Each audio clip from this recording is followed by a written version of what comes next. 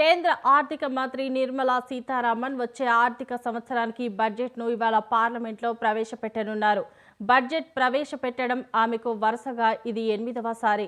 ధరల చురకలు, అత్యవసర వేతనాలతో సతమతమవుతున్న మధ్యతరగతి జనం ఈసారైనా నిర్మలమ్మ పన్ను భారాన్ని తగ్గించకపోదా అని గంపెడాశతో ఎదురుచూస్తున్నారు.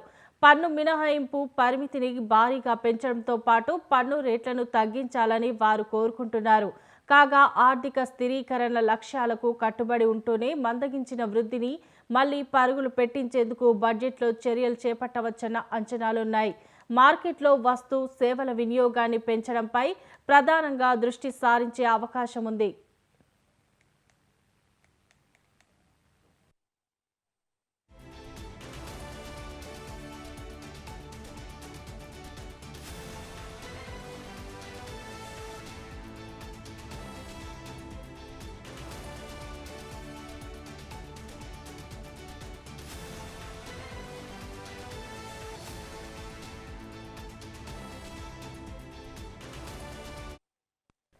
కేంద్ర ఆర్థిక మంత్రి నిర్మలా సీతారామన్ వచ్చే ఆర్థిక సంవత్సరానికి బడ్జెట్ను ఇవాళ పార్లమెంట్లో ప్రవేశపెట్టనున్నారు.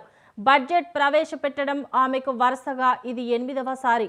ధరల చురకలు, అత్యవసర వేతనాలతో సతమతమవుతున్న మధ్యతరగతి జనం ఈసారైనా నిర్మలమ్మ పన్ను భారాన్ని తగ్గించకపోదా అని గంపెడాశతో ఎదురుచూస్తున్నారు.